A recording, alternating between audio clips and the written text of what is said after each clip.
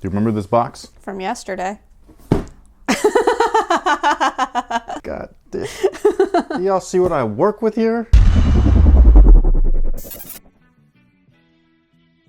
They did a throwback box for the throwback shoes. Hey, what's good, guys? My name's Chris. Welcome back to the official WearTesters.com YouTube channel. Today we got a detailed look and review at these guys right here, per a lot of people's request, actually, because this is a shoe that I do not want to do, or test, I should say, but I'm doing it for all of you guys. This, my friends, is the Nike LeBron 7 Retro. Now, before we get started, I did want to give a quick shout out to Haven't You Heard? You heard that right. Haven't You Heard? Right there. Check that thing out, man. Look at that sign. Isn't that beautiful? It's got LED lights, multiple colors in it. Beautiful display. It's made out of hardcore plastic, so it's not going anywhere. It's not deteriorating. It's not gonna break or anything like that. It's insane. It's one of the nicest things that I have in here. It's awesome. I think I gotta get a matching one for right over there. So if you're interested in anything, this guy could probably make it. His name's Jermaine. Really good dude. Super creative and can work with plastic like nobody's business. I think that this is really dope. But with that being said, again, this is the LeBron 7 Retro. I have not been able to easily acquire a pair because they're all quick strikes. Why the f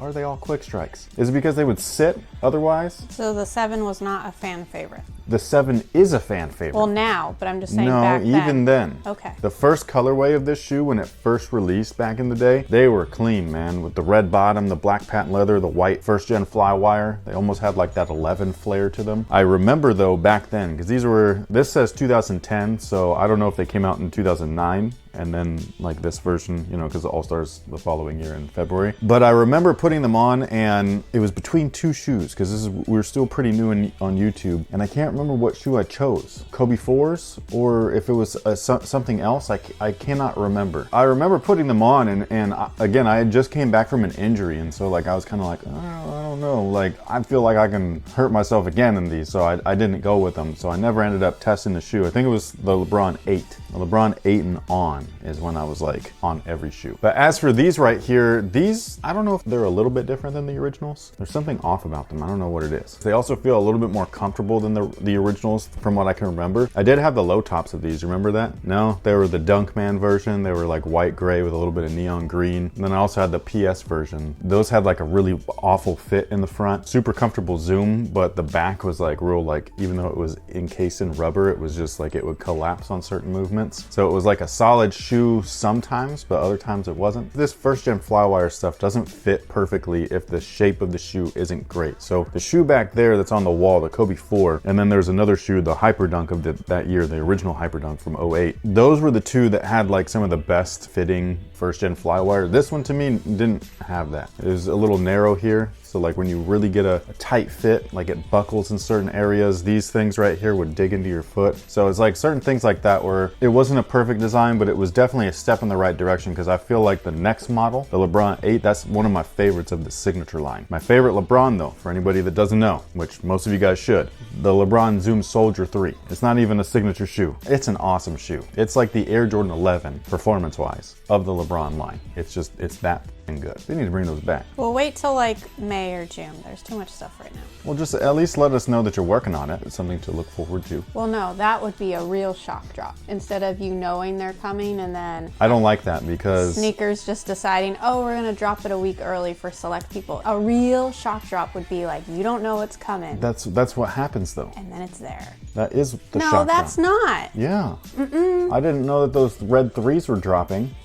I got a notification. But you knew they were coming. So you're saying no information? No information. Not even on the release schedule? No. And then afterwards, you could have, oh, if you missed out. I don't know, because then I feel like you were almost handing keys to a reseller. What if they didn't even have like an announcement? It just, you so happen to These resellers got bots. in. Yeah, they got bots and stuff, man. So they're like instant fast. Like it knows as soon as the page has something new on it.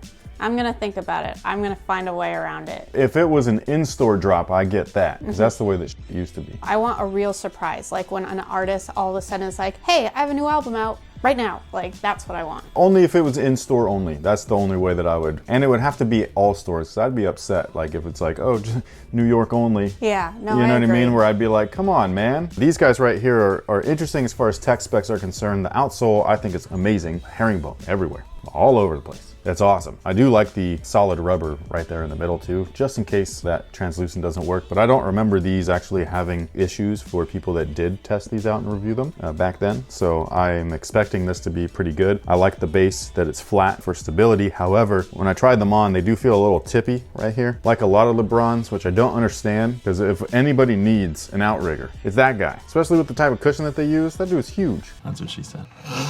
Where is it? You know, like not even a little one? Then moving on to the cushion, we have full length. I don't know if they called it 360 Air. It's from heel to toe. It's like the whole thing. Because a lot of times full length Air will stop kind of like right over here. And so technically it's not all the way, but this bag right here literally goes to the end of the Phylon or whatever. So I think that's cool. I don't remember the original being injected with foam underneath. I thought that they did that the following year in the LeBron 8s, but this retro version does have Phylon injected into the pillars, both top and bottom. So super comfortable bag. Then the midsole itself is just Phylon. It does feel good though. It doesn't feel like firm Phylon. It actually feels like, I don't know, kind of bouncy. Again, I don't know if they've changed anything. It would be interesting because that's something like with a Protro, they let you know something's going to be different. With this, they're just re-releases. So is there anything different or not? A little transparency there would be nice. Now the upper on this pair, pure synthetic everything. There's nothing genuine. There's no leather. There's none of that stuff. No suede, no patent leather on this particular pair. And then this wood grain stuff is reflective. And again, this has first generation Flywire. I'm not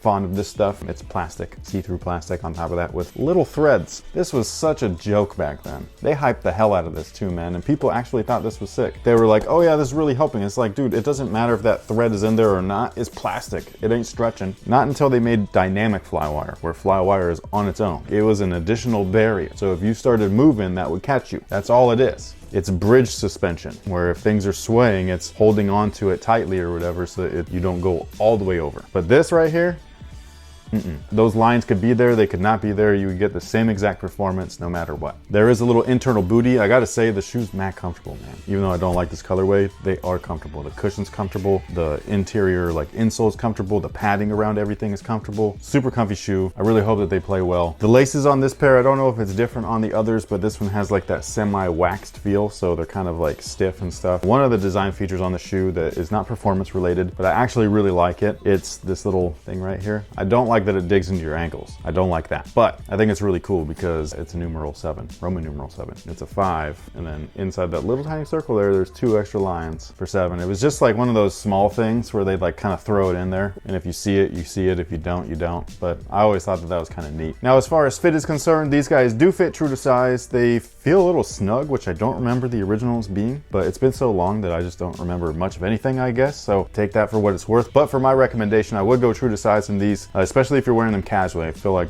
that's the way to go. Performance wise, we'll see once they break in. Oh wait, actually, that reminds me, because if I don't do this, people are gonna complain a little bit that I didn't show the 3M on there, even though everybody knows what 3M looks like. Say hi. Hi. Hey. Flashy. Oh my God, now you're here. Shut up. I'm just kidding. I'm just kidding. This shoe is a lot. It is. It's a chunky little guy right here. Plus, it's like, I don't know if there's so much volume to it. It's like a weird illusion where it's a big shoe, but it's like... Well, the puffier a shoe gets, the smaller they look. Yeah, that's so... Because even the larger sizes look fairly reasonable. Yeah. And like, they don't look as like, because they're girthy. You know what I mean? Yeah. Sorry, this is a weird word. Girthy? Yeah, I know that word is normally used for something else, but sorry kids. So retail price on these guys is $200, which I don't remember what they originally released for. Was it like $160, $150? I don't know, but if you're willing to pay $200 for a Jordan retro, I can see why. They increased the price on these? Yeah. Why? I don't know. I just feel like it's a retro. And? So. It's plastic. It's not even leather.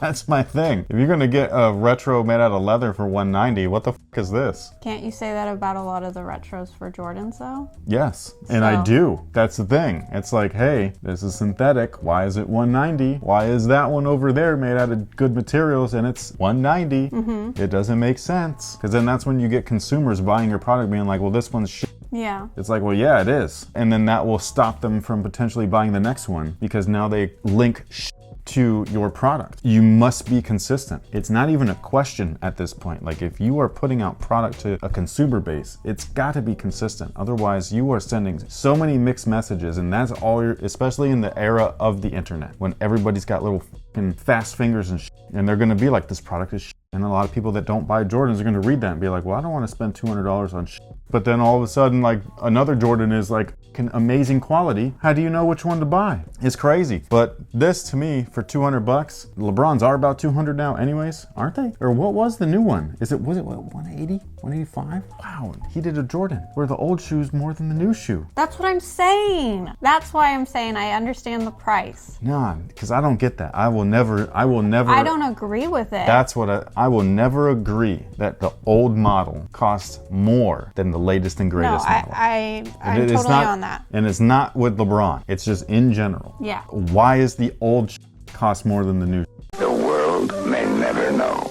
Now, as far as the release date, these guys release February 8th, unless they change the date. They will be available at Quick Strike accounts, so most retailers, not all retailers, but most. If you're in the Sacramento or Elk Grove area, I do not know if they're releasing over at Arden, because they keep changing the apps. And guess what they did? They merged everything with some new thing, and I lost all my points. Really? Yeah, and I had a ton of points and a bunch of coupons, and I don't have any of them, so you, Eastbay, Foot Locker, Champs, and that whole, because that was fucking stupid. Whoever designed that look, I'm not gonna get into it. I'm starting to feel some red coming in my face because that really did piss me off. There was no warning about it. It made you do this, okay? So like I went to go. They had their own shock drop.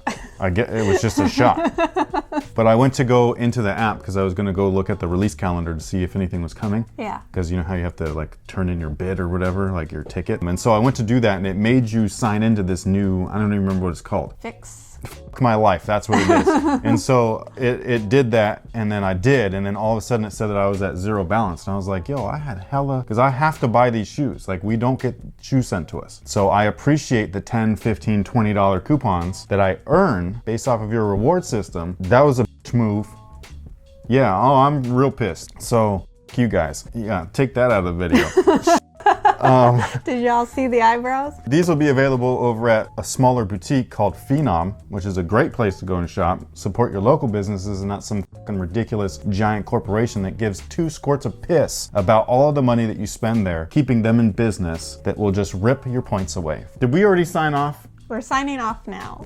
Man, that takes care of it. Thank you so much for watching. Thanks for all the support. Let us know what you guys think about these down below in the comment section. Do you remember this shoe? Not in the way that, yeah, I remember it, I get that, but do you remember playing in it? That's the thing. What was your Encore experience like back in 2010, 2009-ish when these shoes originally released? I'm gonna find out soon for myself. But anyways, thank you so much for watching. Thanks for all the support. Until next time, guys, have a good one.